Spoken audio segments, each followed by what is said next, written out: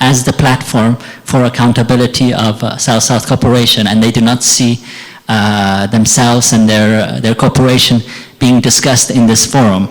However, Africans, the recipients of most of development cooperation, including South-South cooperation, still want to have a dialogue with these important partners and to see how this is going and if it can be improved and what type of accountability should be in place for South-South cooperation if it's not going to be in the GPDC. So we have organized this 45 minutes session to discuss this topic. As you can see, we have a nice spread and variety of partners from both Africa as well as from the South-South cooperation providers. We have representatives of governments, of regional organizations, civil society from Africa and Southern providers. I will introduce each of them one by one, and we want this to be a very interactive, lively, and interesting discussion. So we're not going to have long speeches. What we're going to do is I'm going to ask all the different panelists to provide some opening remarks, 3 to 5 minutes on the topic and their views from their countries and their constituencies, and then allow time from the audience to pose questions to the panelists and have this open, candid debate. So that's the modality that we're going to take in this discussion. So to kick us off, we're going to start with my friend from IGAD, one of the regional organizations of Africa, Dr. Saif Abdel Ram, which has, I understand, also has worked for other regional organizations, African Development Bank, originally from Sudan, yes? So to maybe put in perspective, Africa obviously has a development plan, a clear development plan articulated in Agenda 2063, and before that in the NEPAD. What do you think is the contribution that specifically South-South cooperation providers can provide to Africa's development, which is distinctive and different from traditional donors? Thank you very much. I think this is a very fundamental question that we are looking for. And actually, if we want to just simply to look what's the difference that South-South can provide, it's important to look for the history of the last 3 decades in the continent. If you look to the end of 70s and early 80s, we have the structural adjustment programs, which was engineered by the World Bank and all the Bretton Woods institution as part of all this. And what has happened in that, what we call it in Africa, is the lost decade of Africa. 1980s was just a lost decade in Africa. In some countries, actually, it was growing negatively. In 1990s, things has started changing, and that's not changing only because there is a huge official development assistance from ODA, but also the South-South cooperation has started to take shape from a political discourse towards a developmental discourse. And this is what's the fundamental change that we believe South-South cooperation has completely changed the rule of the game with the international players in the development assistance. And that's why when you look to the early 80s, the recent growth that we are experiencing in the continents, it is imperative that we can say the South-South cooperation, the huge support that we received from this, it is working. And this is also very simply can explain why the official development doesn't work. And I think that is a fundamental question for us to see how this partnership we can push it towards, how we can put a framework where we can see. We have seen in the development arena that project approach was during 1960s and 70s was the major model of a cutting edge of development. But in the project approach under the global partnership was not working very well. However, when you look now, the same project approach, which is initiated by South-South cooperation, is working in the most of the developing countries. Particularly, the countries are putting infrastructure in place, and you will see. So for us, we don't want to focus very much in figures. We want to focus on results, and the result is very clear. It's seen by the people. Thank you very much. If you could pass on to Turkey. Thank you. Now we're going to hear from an emerging provider, or actually Southern provider. I know there's a lot of debate how to classify Turkey, and in fact that's going to be the beginning of my question. So I've heard, obviously we know that Turkey is a member of the OECD, but it also calls itself a southern provider. It calls it an emerging provider, different.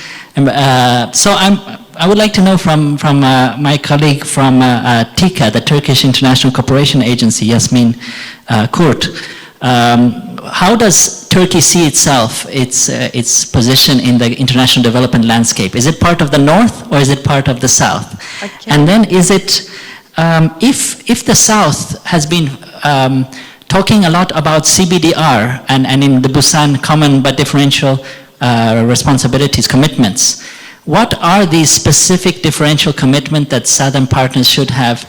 Are they expected to fulfill, if they're not expected to fulfill the same responsibilities as Northern traditional donors, then what specifically are the expectations on the Global South? Thank you for your question. Actually, I should start with this emerging donor thing. This is a very international or northern approach to it. We never called ourselves emerging donor, actually. We didn't voice it. But we are invited in every session, in every international meeting, mainly in Europe. If there is an emerging donor session, Turkey is deliberately invited. So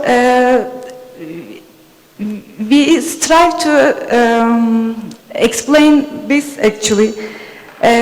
Yes, Turkey is a founder member of OECD and other multilateral organizations. And there's a tradition with these northern donors. There's an affiliations, close relationships, almost we still have channel a great budget to multilateral programs or UN specialized agencies. And we also attach importance to convince that we report to OECD DAC for a long time, you know. We are not a member of OECD DAC, but we are an observer status from early 90s. So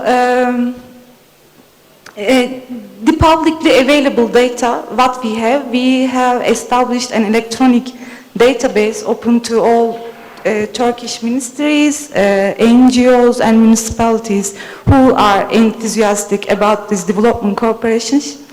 So they make entries what they have about how they cooperate. So we are reporting to DAC, but we don't. By the way, this is always I have to make a correction. We don't make reporting to UN OCHA, like financial tracking service. So this part it's hard to answer because it's kind of a historical tradition and historical relationship. But on the other side, the way we cooperate with our partners horizontally on an equal basis, actually we belong to the Global South. So because we only and solely work on demand-driven projects. If there is no demand, we don't even create demand in the partner countries. So maybe this is... So you follow Southern principles in your development, okay. And let's turn back to Africa. I want to ask one African country, Malawi, that receives normally support from traditional donors, but has received also over the years support from emerging or southern South cooperation providers. So in your experience as a recipient on the ground, what is, and sorry, I should introduce you, Betty Ngoma from the Debt and Aid Management Unit of the Ministry of Finance of Malawi. Betty, I want to know, in your experience as Malawi as a country, dealing with different type of providers, North and South, is there a big difference in your experience in dealing with Southern and Northern donors? What's your experience on the ground from a recipient perspective? And do you have different expectations on these different groups? Thank you, Mr. Moderator. Before I start maybe with your question, just allow me to say that For us, I think South-South cooperation is critical.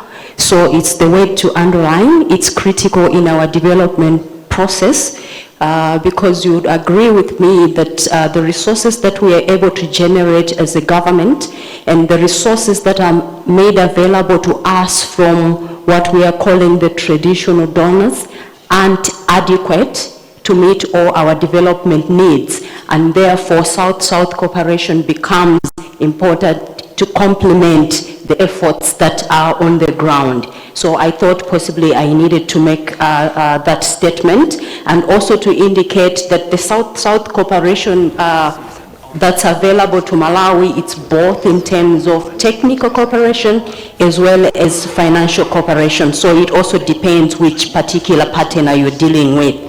And one aspect that I also want to introduce into the South-South cooperation issue is possibly it's also important that we broaden the definition, not only just to relate to Africa, China, Africa, Brazil, but possibly even within Africa itself, because there are other countries that could also that we could also benefit from within the exchanges within Africa. So I think if there's anything that I think we really need to also look at is the relationships within Africa itself. They are also critical and also important. We can learn also from each other. Are they the same, the South-South and the North? Possibly yes and no.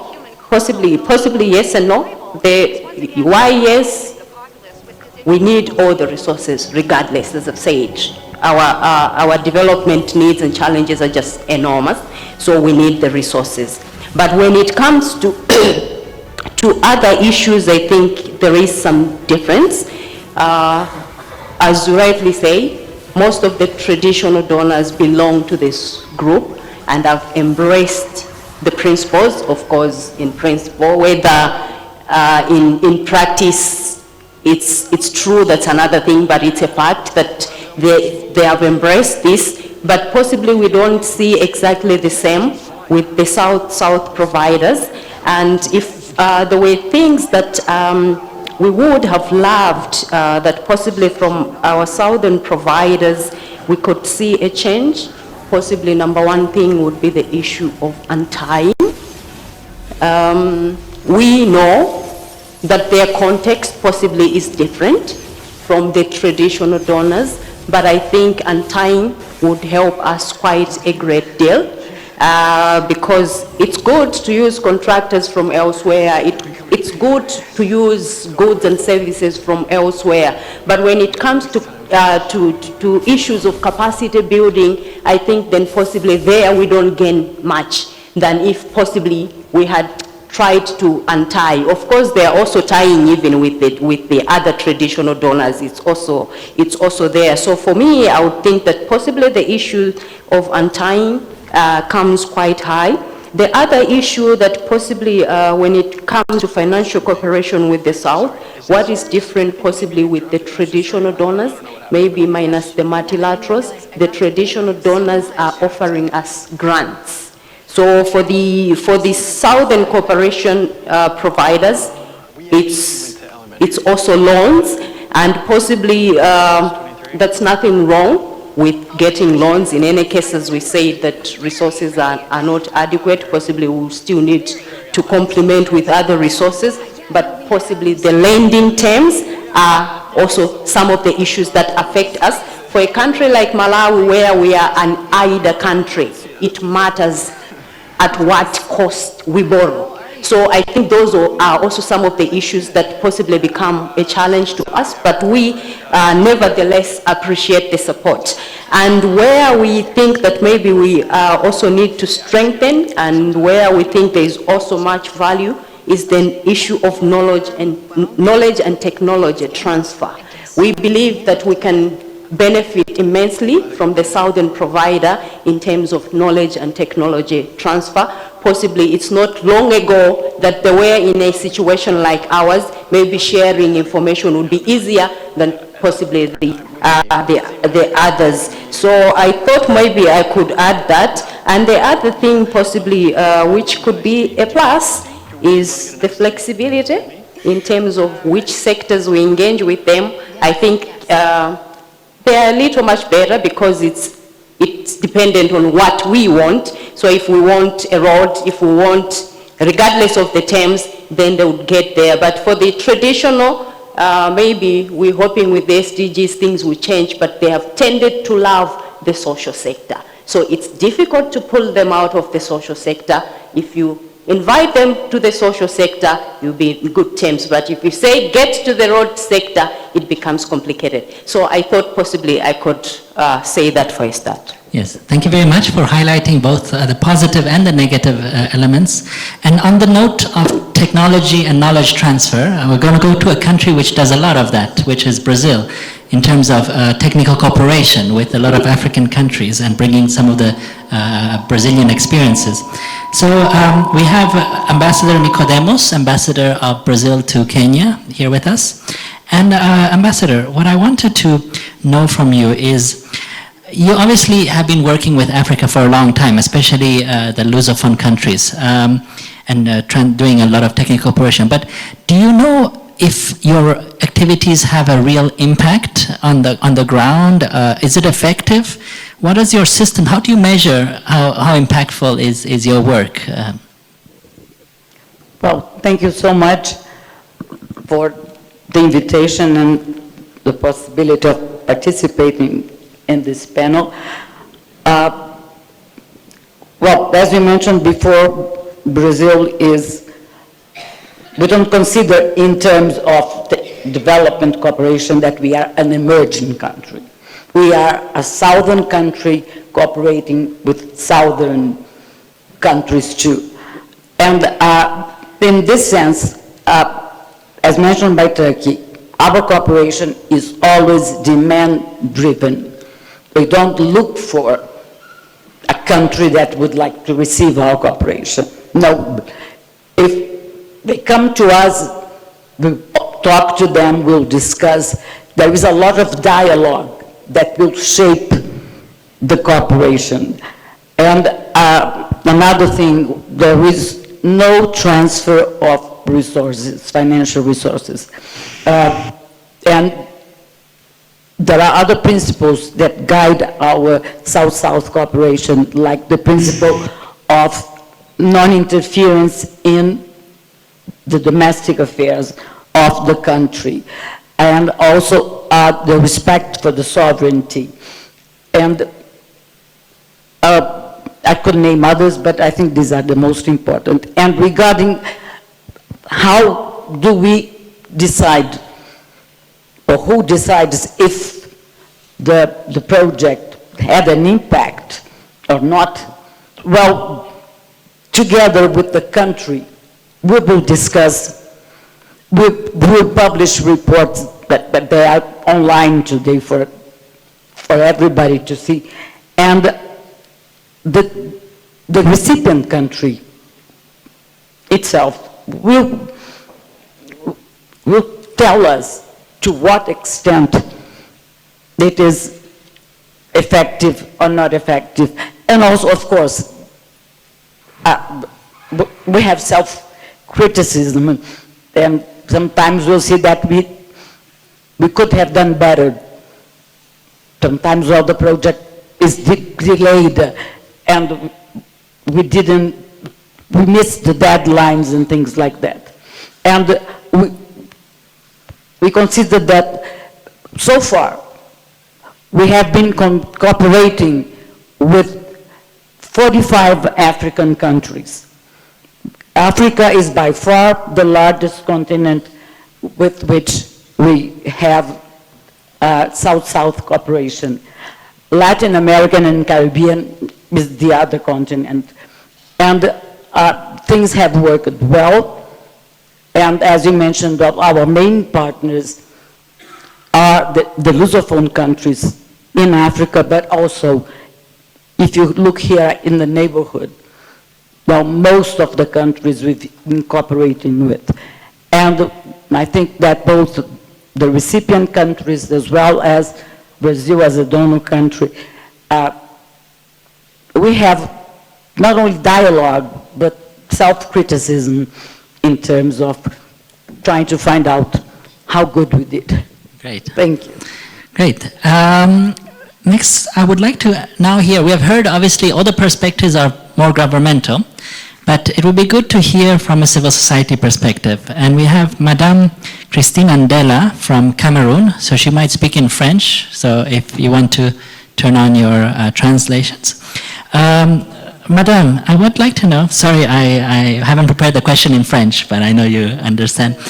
In your experience in your country and elsewhere in Africa, what's your experience as civil society in South-South cooperation, and has it been only government to government, or has also been the South-South cooperation between the peoples of Africa and the peoples from Brazil and India and China and so forth? What has been your experience? Merci beaucoup. Merci. Thank you. Thank you very much for inviting me to this panel. What I'm going to say, it will be a bit provoking, and I'm sorry about that in advance. If you ask me if the cooperation, South-South cooperation, is the cooperation involving the people, between the people, I will respond. I'll give you a response that, you know, why would we look at this cooperation with criteria of cooperation that are based on the North-South aspect? They're very different approaches, and you see there are people who learn today how countries cooperate, but in my long experience, I have the experience of a Cuban doctor, of a Chinese doctor, an Indian doctor who comes in Africa and works, you know, here. There's been that kind of cooperation for a long time. It was not a business approach per se. It's cooperation, the South-South cooperation is based on people's cooperation between the people, and that should be the understanding. But when it became, you know, measured in terms of cooperation from north to south, which is commercial, business-like, effectively it becomes totally different. And I think that the reflection that we should now have is to respect the trajectory and the history of this cooperation, if we want to understand, you know, what this cooperation should really serve. And I would like to say that I agree with, I'm in agreement with the minister from Malawi, because Africans cooperate amongst themselves for a very long time, and there's been a period of crisis, and I'm sorry for going back to what she said. During the periods of crisis, and from my country, we spend a lot of money for helping refugees from Chad, refugees from the Central African Republic, but no one talks about this. So countries, the African countries, between themselves, they already have excellent, what do I call this? Excellent cases, best practices, excellent best practices that they can change and share among themselves. And let's not forget that in this cooperation, the South-South cooperation, there's the aspect, the mixed aspect, that we don't have in terms of the North. We're talking about, you know, government coming in and asking the people their opinion, saying, if you look at how the North-South cooperation is working, people would say, you know, it is not simply within government, but when you look at the history of this, the way this operates, I think you're going to understand that it's a cooperation that is based on the people, because that has been the case since the beginning, and that is how it was supposed to be. Thank you very much, Madam. So, and final panelist is my good friend and colleague from the Network of Southern Think Tanks, Professor Sachin Chaturvedi, Director General of Regional Information Systems think tank of the Ministry of External Affairs of India. Sachin, what I would like to know, having heard a little bit what the others have also said, do you think there needs to be a system of accountability for South-South cooperation? And if there should be, And if the GPDC is clearly not the space, which India has voiced very clearly, what should be then that system and that platform for the accountability of South-South cooperation? Thank you, Nisan. At the outset, I must congratulate you and the Kenyan Finance Ministry for putting this panel together. I would also like to urge you to keep the lexicon that is very familiar with the North-South cooperation, particularly led by OECD DAC. And I think when we talk of South-South cooperation, as Madam has very fantastically articulated, it is people-to-people cooperation. And when we do that, we do not bring in not figures but results. And not figures but results is such a punchline which explains the very vigor that South-South cooperation stands for. So I think we should remove the glasses of Northern-South cooperation when we talk of South-South cooperation. So accountability for whom? Monitoring for whom? By whom? This is cooperation, as Madam Ambassador very rightly mentioned, is demand-driven. And it's not about conditionalities. It is not about how much finance we are bringing in, as Madam from Malawi very rightly said. It is also about technical cooperation. It is about in-kind cooperation. It is not about what we are bringing on the table, how much money you are bringing on the table. And if that is not the approach, then where is the question of fixing accountability comes in? Accountability is enshrined in the very principle of South-South cooperation when demand is originating and a specific dimension of it is being addressed. I'm also very impressed with your point in terms of cost of borrowing, knowledge sharing, and of course bringing in local capacity to supply the products, and that's where the important issue in terms of technical knowledge, in terms of sharing development experience. China, India, Brazil, South Africa, Tanzania. I mean, when you initially posed the question that what Africa should expect from emerging economies, I was a little taken aback. Africa is giving so much. Last year we hosted the president of Liberia at my institute in New Delhi, and the president was very clear in terms of the training programs that Liberia has undertaken for fellow African countries. Africa is giving to each other. What would other donors would bring in here? And I think that's the renaissance we need in terms of self-assertion by the countries. And each country is giving. We need to see what each country is giving to the neighbor. And that's the strength of South-South cooperation. That is the dynamics of South-South cooperation. Accountability, transparency, these are terms which are originating from OECD DAC. And that's why China, India say that GPDC is not the right forum. Because our concepts, our value systems do not gel here. I do not shy away from saying that there are instances when some of these countries haven't followed the right ethos of the South-South cooperation. There might be, but that should be done at the level where the countries are interacting. So in my view, your question about accountability would have to be reformulated. Monitoring, evaluation is not the way South-South cooperation works. It is more about impact assessment of specific projects. And I give you example, in my paper I have written about India's partnership with Mozambique in terms of establishing solar panel production unit. And it was not just line of credit to establish the production unit, but also training program. It was embedded as part of it when 22 scientists from Mozambique came and learned the art of putting the cell in the solar panel. And they were trained in India for 6 months. That's the capacity building, and that's the dynamics of South-South cooperation. Great. Thank you so much, Sachin, for this change of paradigm that you're offering. And I think we had such a great, rich comments. I'm going to open up to the floor to ask questions. But before that, there's one big elephant in the room that we all know about in this debate, which is China. And I want to just check, is Professor Lee here? Professor Lee Shayun? Okay, so just, I think we cannot talk about South-South cooperation in Africa without hearing Chinese views. So I'm going to give Professor Lee Shayun from China Agricultural University some time to comment on what has been discussed, and then we're going to open up the floor. There's one there, and we'll proceed. Yeah, Professor Shayan. Thank you very much for getting me to make comment. And I think there's a number of issues like just comment after your panelist discussion.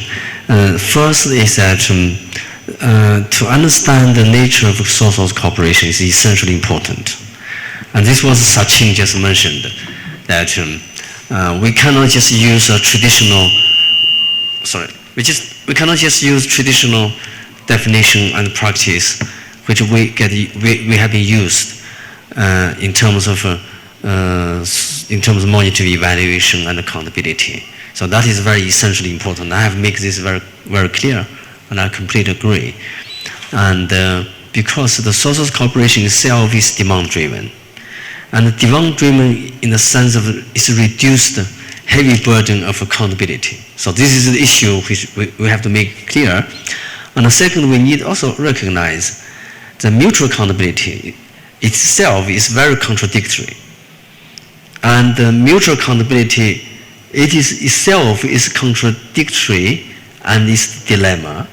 And that issue we have to try to avoid, because it tries to reach the objective for accounting people's responsibility at the same time to meet the local need. This is something which you cannot pack this together very often. So that is the issue we have to be very careful. And this is contradictory issues. And the second issue is that we do need to understand, this is what Sachin said, we do need to understand the quality of our cooperation. And in that sense, we look for more learning perspective, not rather than accountability perspective. Learning means we need to improve the quality of this cooperation. And from that direction, and we might have to employ impact-based, quality-based learning process. And in that sense, we probably need to look at the level of project level, not really in the country or big picture. So I just make a very quick comment, and I just, yeah. Thank you so much. Okay, let's take a few questions. So the gentleman over there. Thank you very much, Chair. And I wish to thank the panelists here. And just once, can everybody, in order for the sake of time, just one question and clear, so that we have then the time for the panelists to respond. Yeah. If it is just one question, then I have nothing to say, because mine is not a question. I just want to put it to the panelists that there is a possibility to combine the three ideas that I got from them. I heard about accountability, and I heard about the change of paradigm in terms of how we define South-South cooperation, and then I also heard about intra-African cooperation. I think there is a possibility here to combine the three and see which kind of South-South cooperation policy can we have. Take it, panelists, and then let us listen from you what we can get from them. Okay, let's take a few other questions. We'll collect 3 or 4, and then we'll yeah. And then Andre, yeah. I think it's a simple comment in view of the importance of South-South cooperation. Of course, it could be in different areas, but as regarding development cooperation, I would like to give the example of the Arab national and regional development institutions, which have been coordinating their activities since the mid-1970s. What did they do in terms of effectiveness? They have unified their procedures, documents, how to employ consultants, contractors, in training, in appraisal, and so on. I think this have raised a great deal of burden on our developing partners. In terms of capacity building, for example, contribution to ownership, in terms of allowing our developing country partners to be able to do their things themselves, in terms of encouraging their contractors, their consultants, their suppliers, labor, and so on, to take more active part in what they do. This is the essence of ownership. I don't like to take longer time, but I think the idea in general is how you can do this in order to make them capable of doing things by themselves. Thank you. Thank you very much. Andre, and anybody else, questions, if possible, rather than comments, yeah? Okay, so Marianne, a gentleman there, and Andre. So you can start, Andre. Thank you, Nathan.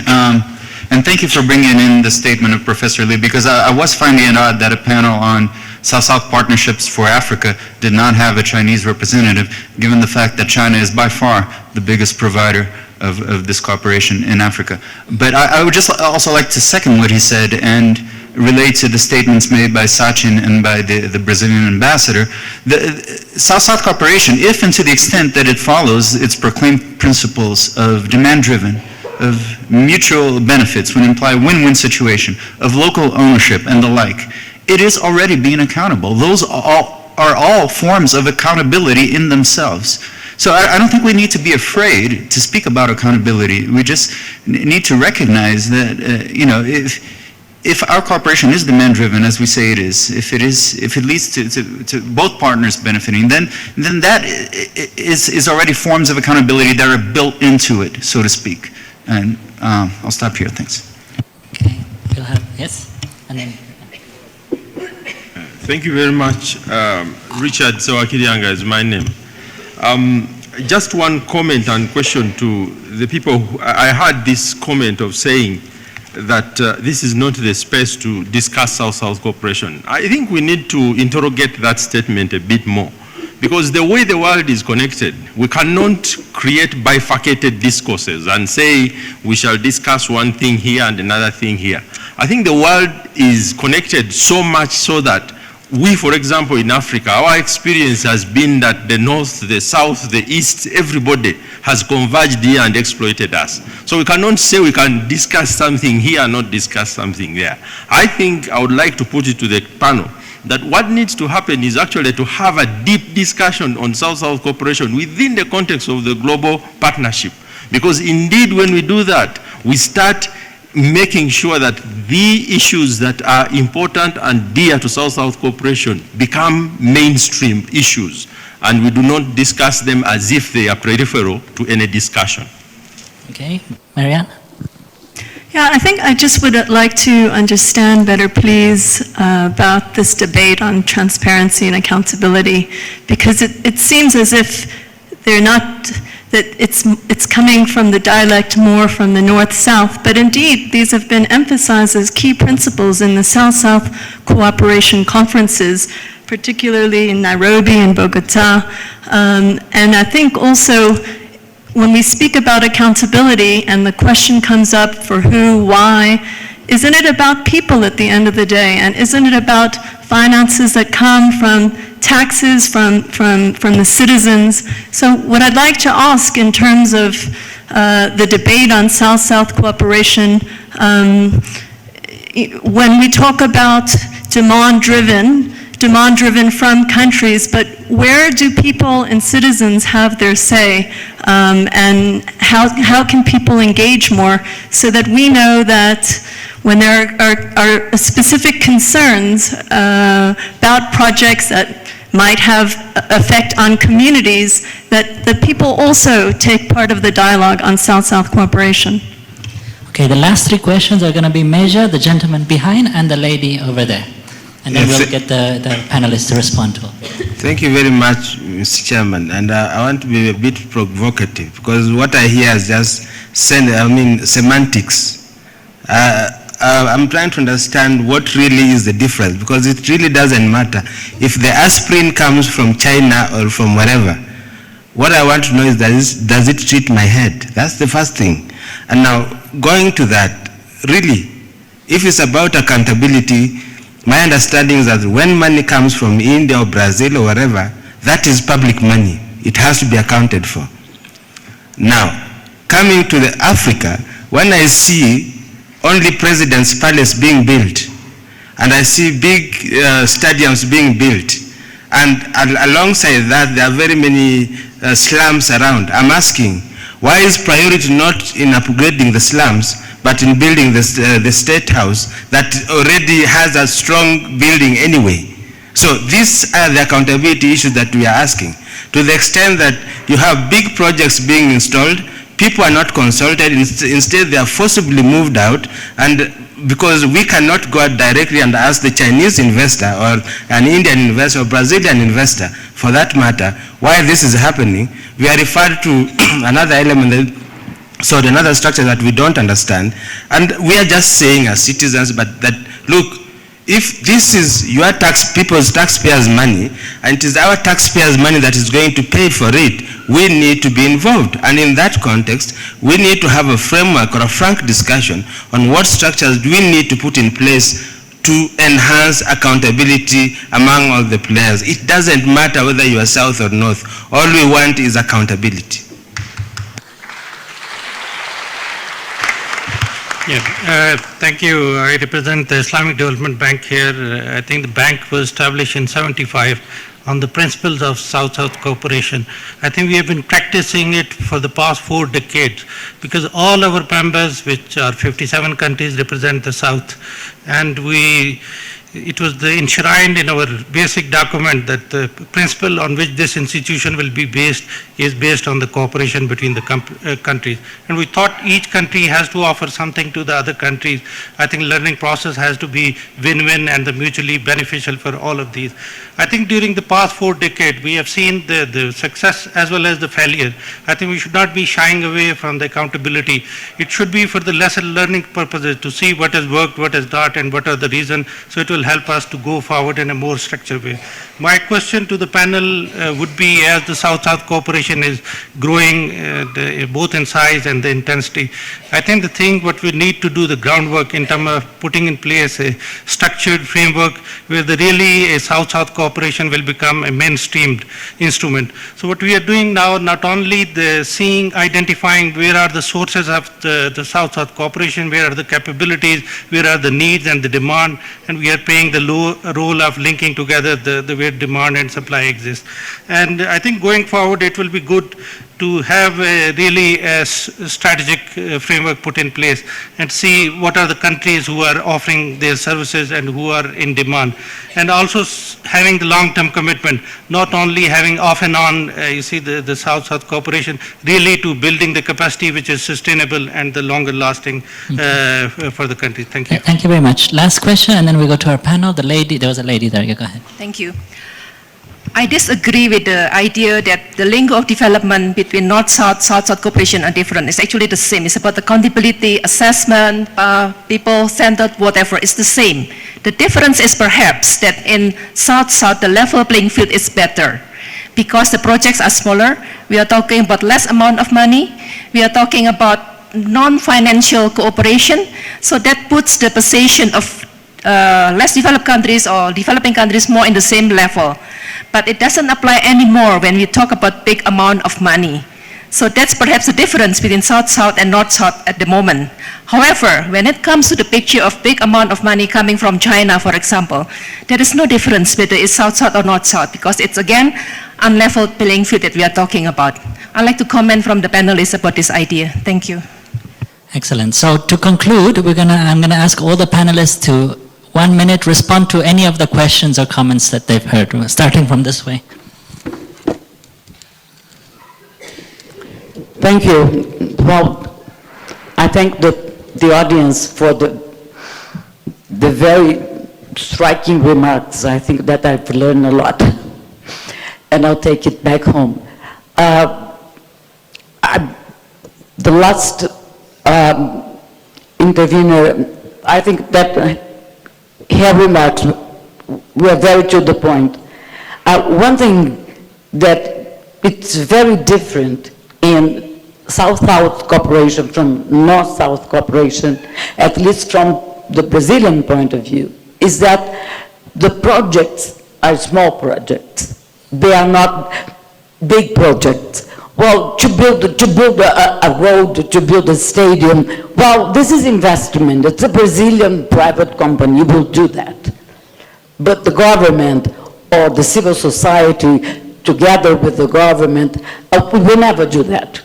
They will have trained people and pass on our experience, and we'll gain also experience. And one thing that is important that I think it should be mentioned here, that one advantage that we have in relation to northern countries is that our realities are much more similar. Well, maybe people don't know, most people don't know it, but Brazil has the second largest population of African descent. Only Nigeria have more people from Africa than Brazil. Well, unfortunately, because of the slavery, we still have a lot of people from Africa descent in Brazil, and that helps us understand this reality and be able to cooperate with this country. Thank you very much. Continent, sorry. 1 minute each, please, because we are already running late. Thank you. I think the discussion is almost is all about three pillars: resource, issues of institutional setup, accountability, transparency, and then the technical assistance in terms of technical know-how and on that. It is not all doom or gloom, I can say, from the also OECD or the DAC framework. What we have learned from the DAC framework over years is about institutional setup. The public financial management, all this budget support, all this aid architecture has helped somehow those countries to build a strong institutional setup. However, on the other side, if you look to the IDA money will not transform a country. Let us be very clear on that. It's very little money which we have ambitious countries not need looking for transformations. And that is, I think, the challenge that we are facing in this discussion of South-South cooperation. And the South-South cooperation also is a win-win situation. I can't say it's aid, it's more like a business model, which is the country is giving resources.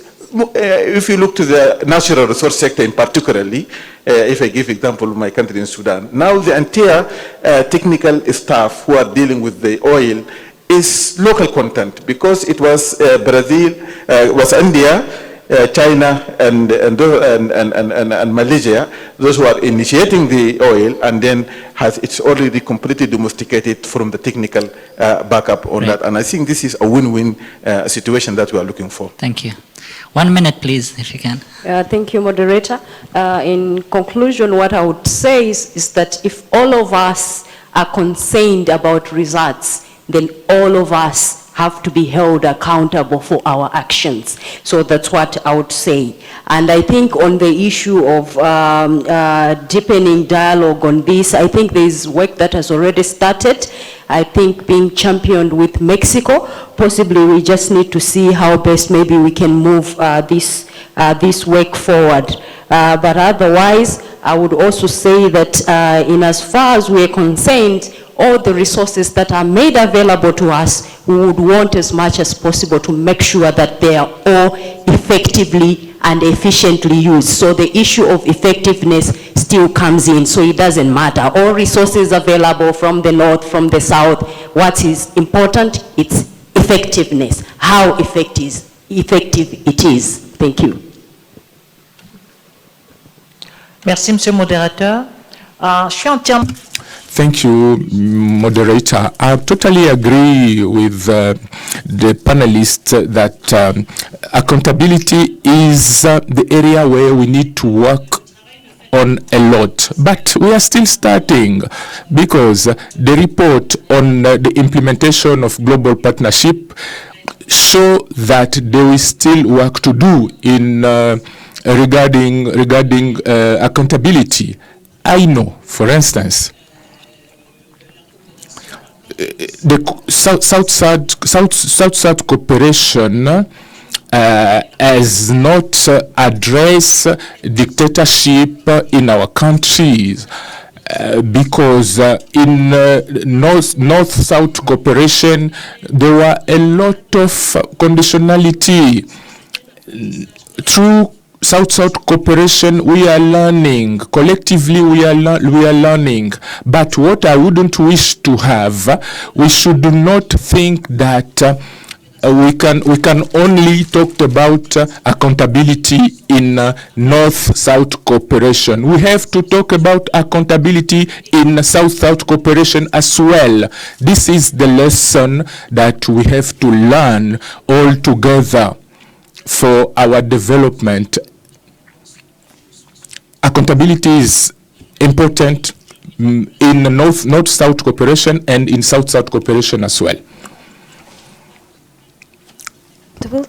So the southern providers, when here there's accountability and transparency, our faces just begin to down. So, but I think we just all use the tax money.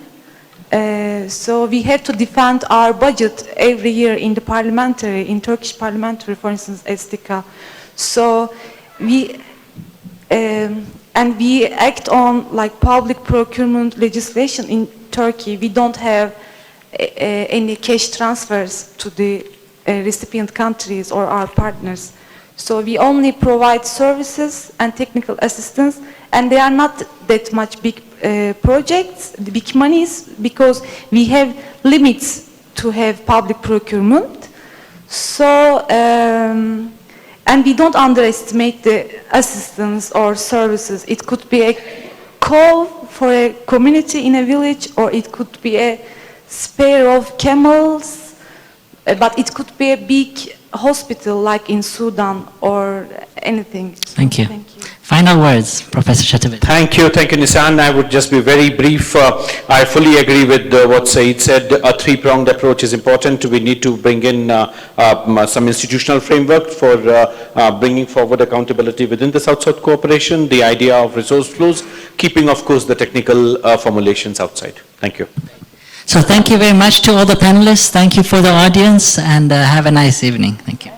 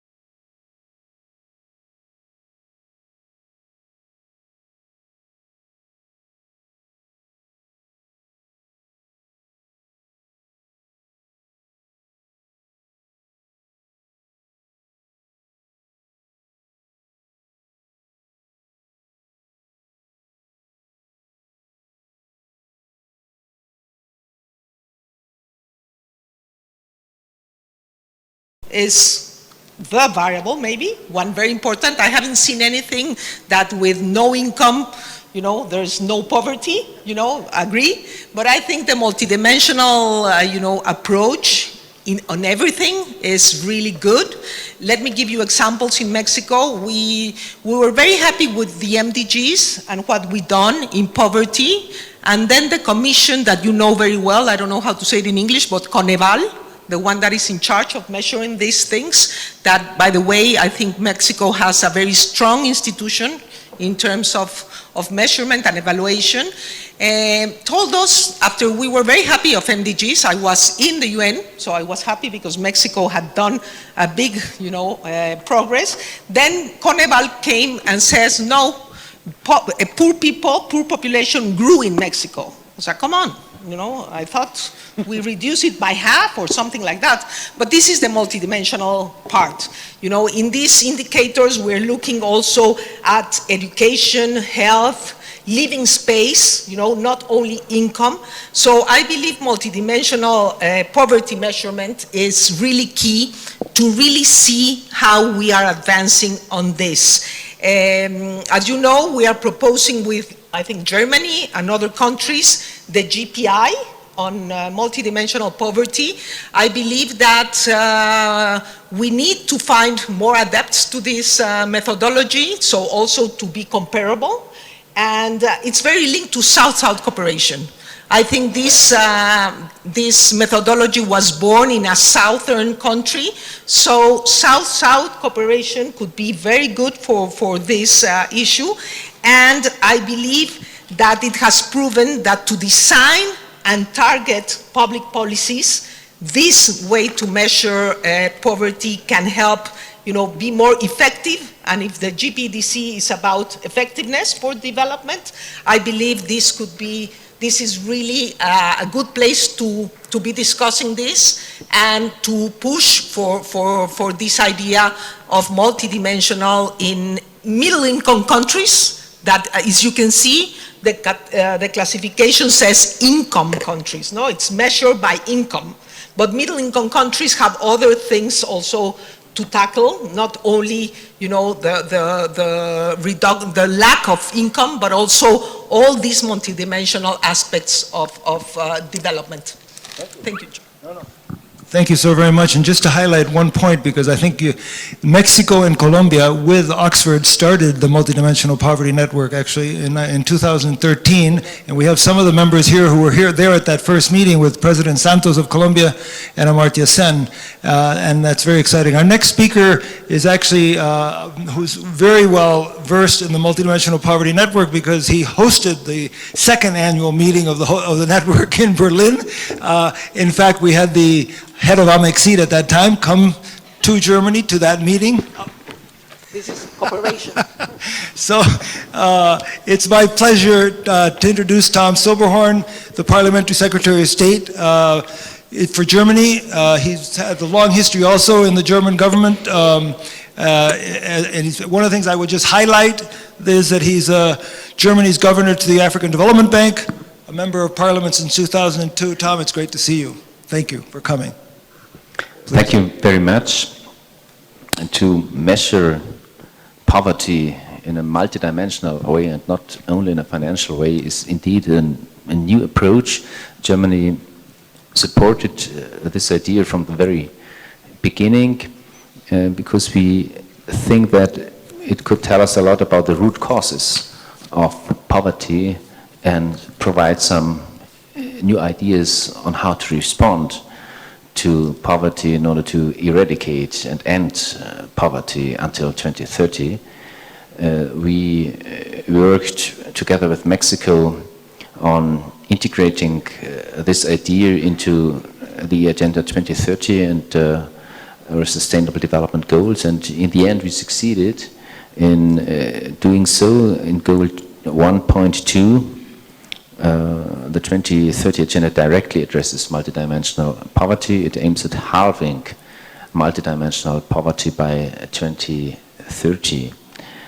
And again, the World Bank underlined this by the report of the Commission on Global Poverty, So it's a broad movement already.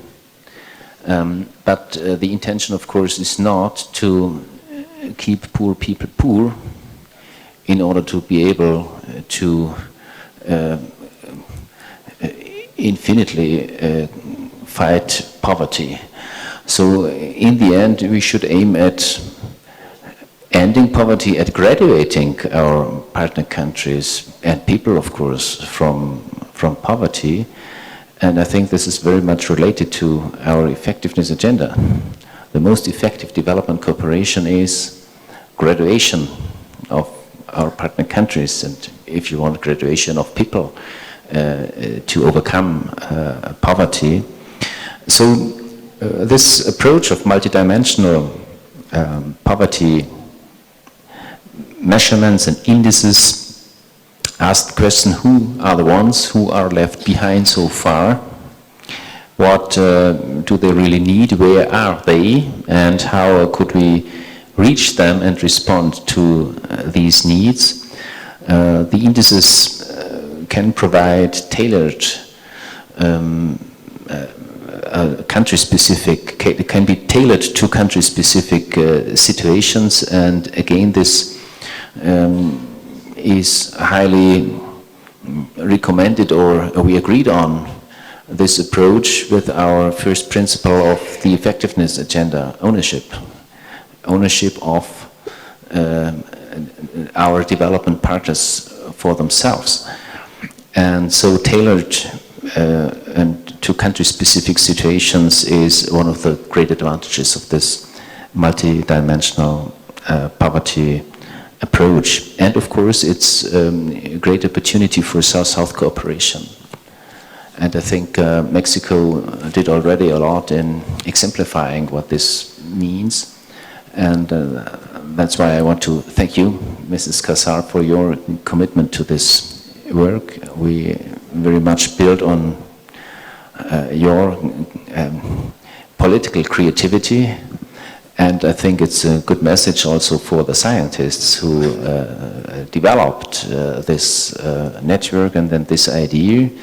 It's not very often the case that scientists come along with new ideas and politicians follow. So in this case, you succeeded in convincing politicians to change their policy approaches and to get a broader perspective of what poverty really means and how best to respond to it. Thank you very much. No, thank you very much.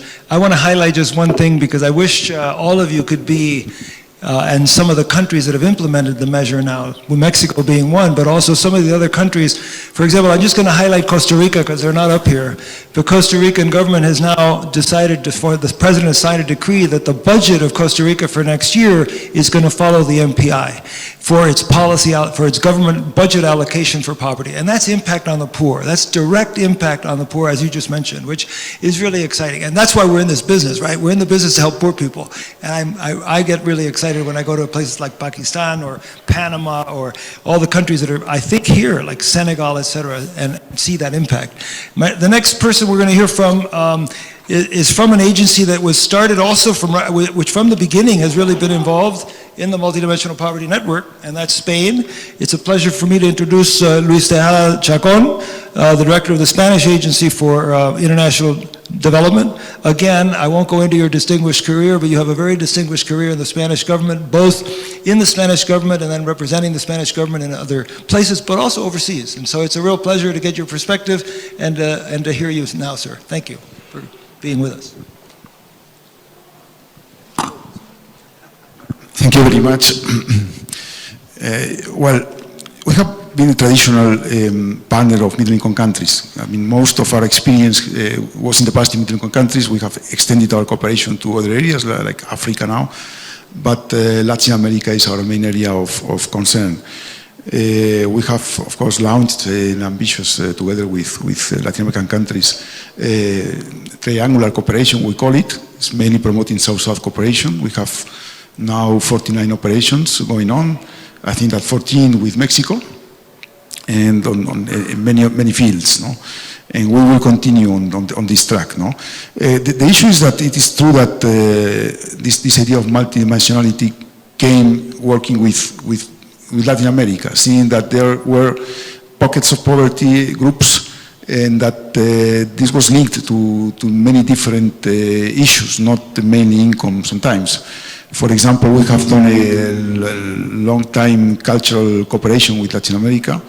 We have centers and we do what we call culture for development. And they are, for example, the expression of indigenous people. Also the Afro-descendants are important programs that we have. And we try to recover not just, let's say, economic identity, but to give them also a political identity and to see, to express, to help them to express their own cultural and specific ways of expression. So either, well, it is music or theater or literature is very present in our centers, and it's a very important part of our programs. We have new issues now. For example, migration is one of these. It's an issue in which the vulnerability is very strong in some groups. Not necessarily the poorest people are those who migrate, but they put themselves in a very risky situation. And then together with the European Union and with some funds that the European Union has created, we are going to start programs of policies for migration in places like Mali, Senegal, Morocco, Egypt. All these countries are preparing projects with us in which we are going to show them our experience in this area. Because during 10 years, from 1995 to 2005, we increased our population by 10% in Spain, all of them migrants. And about 5 million people came to live in our country, and then we have had to deal with that and put into place policies and know how to deal with things like racism, xenophobia, and we have mechanisms that we are trying to convey to them. To end with perhaps another example of a group that we didn't pay so much attention in the past, but we are trying to focus now on, is youth. Radicalism and some kinds of violent expressions are very linked to the exclusion and to the marginalization of this group of population that has in many countries, middle-income countries of course, but also poor countries, lack of voice, political presence, of unemployment, and then you have to deal very specific with this group of populations and try to see why sometimes some perverse incentives are creating a difficult situation to them. For example, dual labor markets or safety nets that are not conceived for them mainly. No? Well, I have just put some examples of new issues that are in our agenda together with traditional. Thank you very much. No, thank you very much. Those are so important in terms of issues that we have to deal with. And I'm glad you mentioned the triangular idea. It's not just South-South, but also the idea of triangular. And I think one of the really examples of that is if you look at what happened with the multidimensional poverty network, just with Germany took a lead in helping to finance it when it really was just an idea. I mean, we were just starting this idea. And yet then we also had Colombia, we had Mexico very much involved, and then with academia, which is unusual, as you said. And so having that kind of relationship helped, I think, very much to move something forward. So I think thank you for bringing that up in terms of, because I think it really is two fronts. One is working directly to impact the poor, but the other front is also changing policy, changing the SDGs, making sure that it was in the SDGs, as you mentioned, 1.2. And so that's an important part of it too. It's my pleasure now to introduce Charlotte Petri-Gornicka. She's the relatively new chair of the Development Assistance Committee of DAC of the OECD. I think, if I'm not mistaken, you're the first woman to hold this role. The Director General of SIDA, before that, the Swedish International Development Agency, and then, which is close to my heart because I was the Executive Director of Oxfam for a number of years, to know that you were also the Secretary General of Save the Children. And so welcome, and I really look forward to hearing your remarks. Thanks for coming with us. Well, thank you very much. First of all, I think it's great to listen to you and to just the fact that this platform, that we can spend time on discussions that has to take place and to learn from each other. I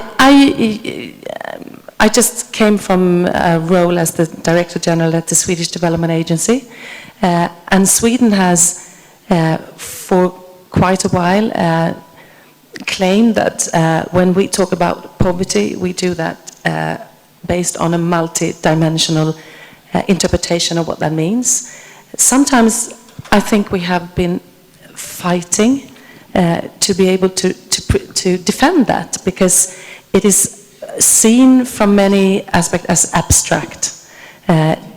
We have to fight with the chief economists, and the chief economists have to fight with the human rights people. I mean, I simplify, but to really rally around a multi-dimensional interpretation of what that is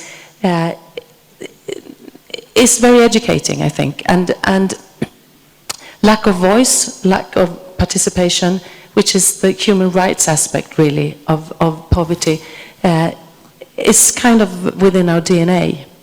But it's not until we have the SDG agenda that we have a common language for that, which is easier for many people to buy into, independently on their background. And I think that it's helpful to have the SDG agenda as a point of departure for continue to work around what we mean. I realize that within the OECD DAC role, this has perhaps not been discussed as much as it could have been. We have a real opportunity now, again taking our point of departure from fulfilling the commitments on the SDGs and financing for development, to build on these kind of examples that you were referring to. The South experience, as well as Spain and Germany working with other colleagues who are not necessarily the members of DAC, all of them, but to really learn from each other to do more effective development aid. I'd like to bring to the table that I do think that there are other actors that would love to take part in this, and that's also, I mean, academia, yes, to work together to be better informed and to use OECD and DAC as a platform where statistics and learnings from peer review could be used to influence policies, but also the convening power and invite the private sector to take part in this debate as well, because lots of the root causes and the solutions to root causes, we are talking about unemployment and jobs. 90% of jobs are created by private sector. Private sector is, for different reasons, willing to take part in the development agenda, but they are not necessarily part of our discussions, and they don't understand this language on multidimensional poverty. I mean, but if we need them at the table when we talk about migration, when we talk about other financial flows, we need them at the table. And I wish that we can continue to have a discussion within this platform where, you know, private sector is actively a part of that. I know that an elephant in the room around our partnership is graduation and the way some countries are being seen as both donors and recipients, an old-fashioned way of looking into development. We need to continue to discuss that. DAC might not change the standards in a week's time from now, but we will have to be more open to discuss. So, thank you. No, thank you very much for raising that last point, because I think discussion of that point, otherwise you would have done that. Yeah, no, it is the elephant in the room that needs to be discussed. So I think that's very important. And it doesn't mean you have to agree or disagree, but we need to at least discuss, which I think is important. Can I pick up on 2 points you made? One is the idea of agency and voice. We have a project of trying, how do you measure agency? How do you measure empowerment? And that's a difficult issue. And yet those are the kinds of data that we need if we're going to move in that direction. That's one point. The second thing, I'm also very glad you mentioned the private sector. There's only one country in the world with which we're working now on the multidimensional poverty, which has included the private sector, and that's Costa Rica. In Costa Rica, the private sector is working hand in hand with the government in the design of the MPI, and they're also designing their own MPI for private business. So this is something that we can discuss as we move forward, because I think it's an interesting new area of work. I also want to make sure that everybody that's here realizes that we all believe very strongly that income is important also. That I mean, oftentimes when I go and I talk to people, they say, well, wait a minute, no, we're not against income. Income is the basis. I mean, that is basically what, we're not against income. I mean, if anybody comes out of the room saying they're against income, the poor will not be very pleased. So I think it's very important that all these measures that we're talking about are complementary. In most of the countries, we're talking about an income measure and a complementary social policy measure. So I think that's really important, especially important when I'm going to introduce somebody from the World Bank.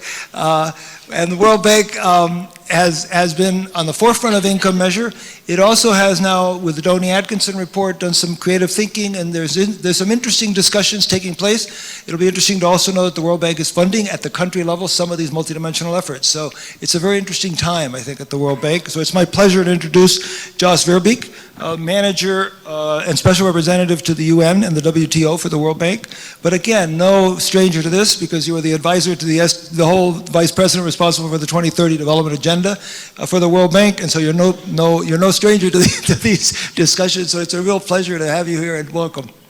Thank you very much. Maybe I can add to that. I was also the manager of the Global Monitoring Report. I have that there, in my of course, notes. and that's where I'm going to come to a little bit. Not on the report, but because of the experience that I had working on that. I think, I want to make a few points. They might be a bit all over the place, but we are in a gladiator session. I thought I would have to change when I would come here.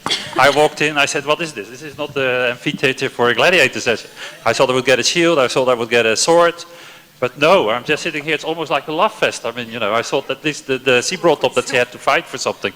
I thought, there I hear the word fighting, that's more like gladiators. No? But anyway, on that, I think that, the multidimensionality of poverty, that it gets more attention, for me, comes basically as a logical progression of what we have seen over the last, say, 10, 20 years.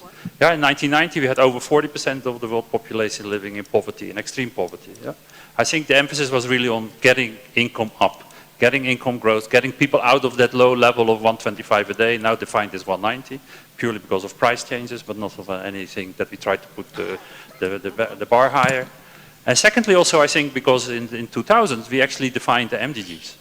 Yeah? And I still, actually, when I always looked at it, and people asked me about, shouldn't you look at more than income poverty? I said, well, we have the MDGs.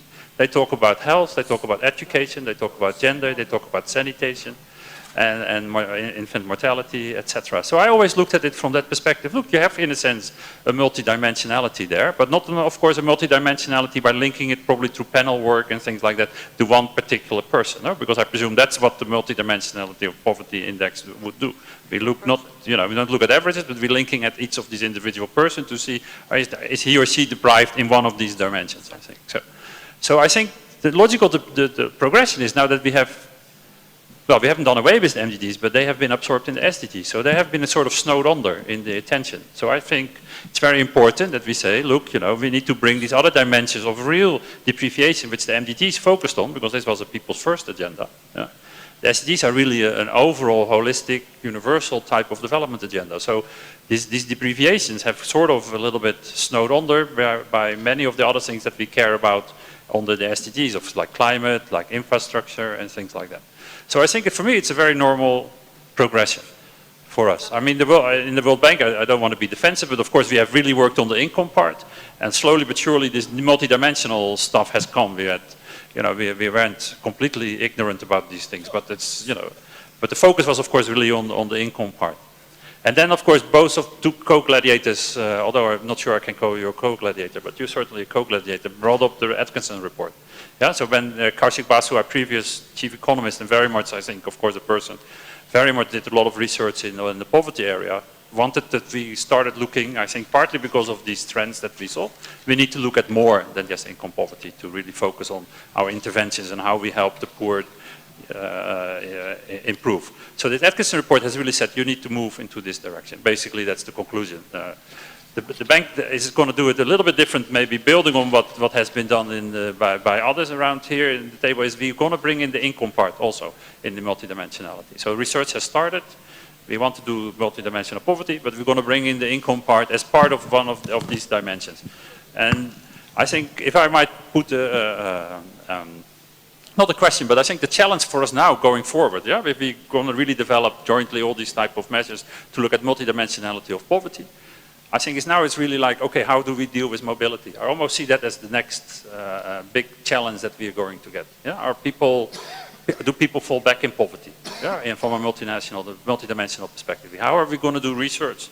Through panel, I guess, through household budget surveys, through the other survey, what's it called again? The demographic health surveys and things like that. So we really have to work also on the data side. And there I want to make one more point, because this type of work is very data intensive. Yeah? And in the bank, we know, for example, on income poverty, that will be my last remark. For 57 countries, we had no poverty sorry, that's not completely true. We couldn't say anything on the trend in poverty between 2002 and 2012. 57 countries of our clients. Yeah? Or we had only one observation, so we could say what the level of poverty was, but we could say nothing about the change on income poverty. And for the other 29 or 28, 29, we could say nothing about poverty in general. So we have made a commitment on our side. I think there was a commitment in, I think already in others or otherwise in Ungarn of the summit, that for the poorest 78 countries, we're going to make sure that by 2020 we have at least one observation, if not two. Because that really we have to do. And I think that will also help with the multidimensionality part of things. Thank you. No, thank you. And thank you for bringing up the importance of data, because unless we have data, you can't measure something. I mean, and we all talk about the data revolution and the data revolution, but one of the key issues is capacity building in countries so that they have the capacity to get the data we need. And that's why it's my pleasure now to turn to, we've had two more recent countries that have adopted the MPI. One was Pakistan, the other one was Honduras, which again recently adopted its multidimensional poverty index. So it's my pleasure to introduce Malik Uzair Khan, who's a member of parliament, but he also is no stranger. He was here as the head of delegation to the meeting we had in Mexico of this effort. He's also on the standing committee for overseas Pakistanis, but also a member of the SCG task force of Pakistan. It's a real pleasure to have you here. Welcome. Thank you very much, John. It's a pleasure to be here. I'd like to start by saying, as a lot of my colleagues already did, that definitely even at the parliamentary level or at the government level, obviously all of us want to combat poverty in our respective countries. And so this multi-dimensional poverty index, in that sense, I think is a very helpful tool, because even coming from the policy maker perspective, you need to have a more holistic version of how you can basically engage. So I wanted to bring up another point, which is that I think political sensitization and ownership is really important on these particular issues. So in 2013, what the government of Pakistan did, particularly led by the Ministry of Planning, was that they had a national stakeholder consultation on carving our own national vision 2025. And in that, the first pillar was putting people first, developing human and social capital. And this is a vision that's in line with the SDGs, and it's a vision that recognizes poverty as multidimensional. So I think when you have that kind of political consensus created, it really helps to be able to adopt these kind of methodologies, make them part of your official executive and your annual reports. And so we're very grateful to OPHI and yourself in particular, also UNDP, which really helped us. And this summer we launched our first multidimensional poverty report in Pakistan. And I think just in conclusion, I just want to say that it's brought some startling revelations, like things you haven't seen before, in terms of just urban or rural differences in terms of poverty. Also, another thing that in our context this index is doing is also highlighting provincially and regionally what the disparities are in terms of poverty.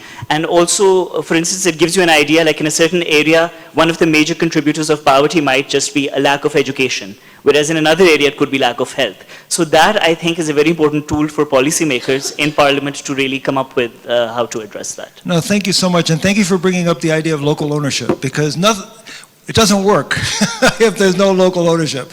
And I think the key is really to move at the pace that the country can move. Some countries have done this measure in a year, other countries have taken 4 years, but that's a political process. It is a technical process, but it's first and foremost a political process that then has to be adopted by the parliament, by the president and others. And I think that's really important to understand, that we're dealing with poverty, but poverty doesn't have politics in terms of left and right, but it has politics internally that have to be dealt with. So I'm really glad that you mentioned that, because I think in Pakistan it went through the parliament, it got accepted by the parliament. So the MPI has been owned not just by the ministry, but by the parliament itself, which also doesn't happen in every country, and that's been exciting to have it as part of your national plan.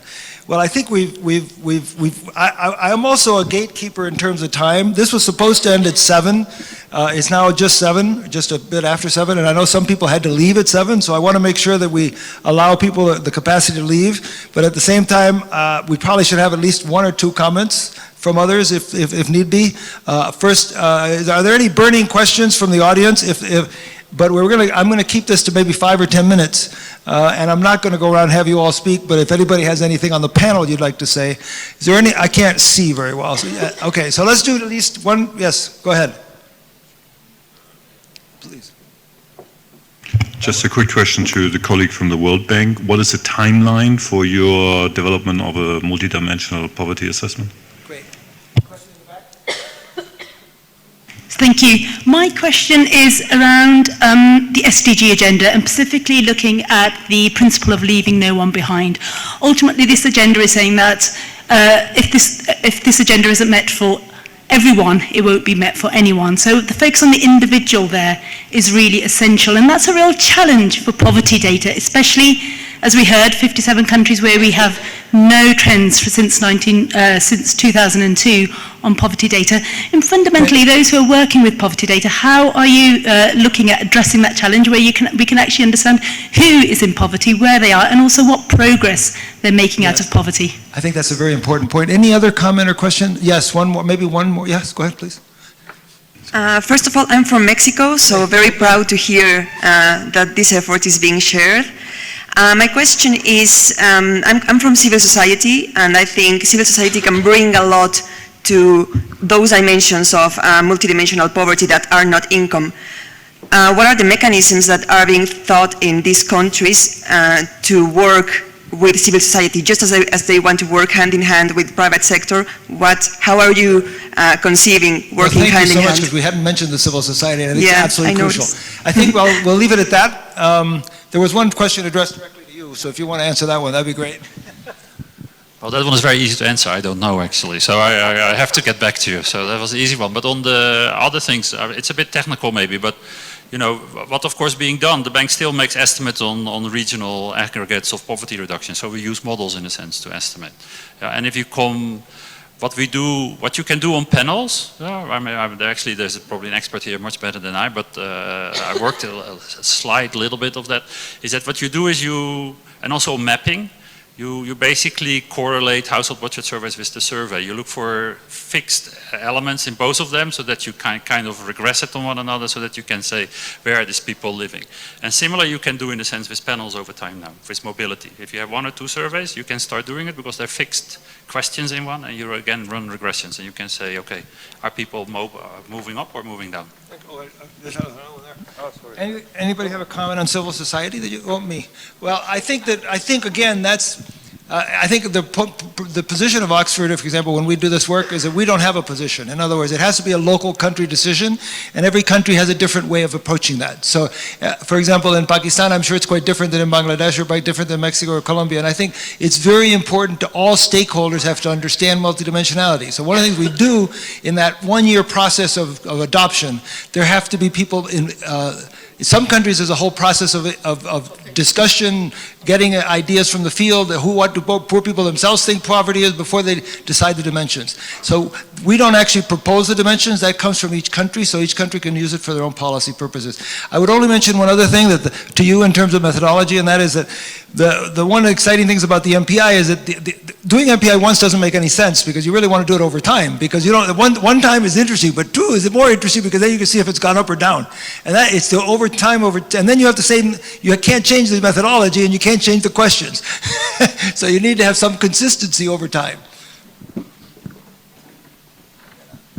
This is not an answer to how do we solve the issue of not reliable data on poverty, but I think it's, we have discussed today transparency and the fact that we have IATI who's really collecting data and OECD DAC, which do statistics, and this platform again, the GPEDC.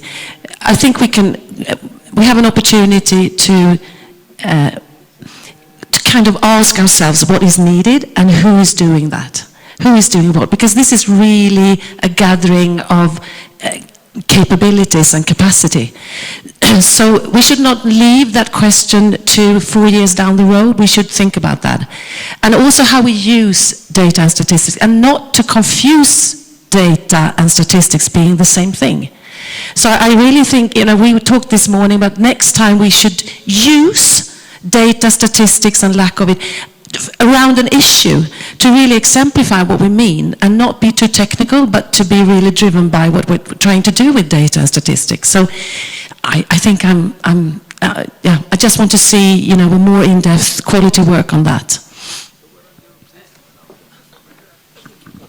Just one thing to mention, the outcome document, we are very pleased to have a commitment to promote the methodology, the multi-dimensional methodology. So we have now in their outcome document something about this. And obviously the GPI, the Global Partnership Initiative, will include, this type of cooperation in terms of helping countries to have data and to disaggregate data. I think it's all about disaggregation of data, to find the solution. Well, I want to take this opportunity to thank all the panelists, because I think it's been, there hasn't been a gladiator, as you mentioned. It's been a love fest in a way, but I think it has raised some very important issues moving forward. Charlotte raises the issue that we shouldn't wait 4 years, that we need to get into the discussion of the elephant in the room as well as multidimensional poverty, and I think that's absolutely essential. And I think you've just laid the way forward, is the opening at this gathering for the next year or two to be able to do that. I would then, on the name of Oxford, the name of OFI, but also the Multidimensional Poverty Network, which supported this, but especially thank Amexid, which organized this event, and especially you, Gina, for the work that you're doing in Mexico, and to thank each and one of you as panelists, because I think it's been a very rich and a wonderful discussion. So thank you so much.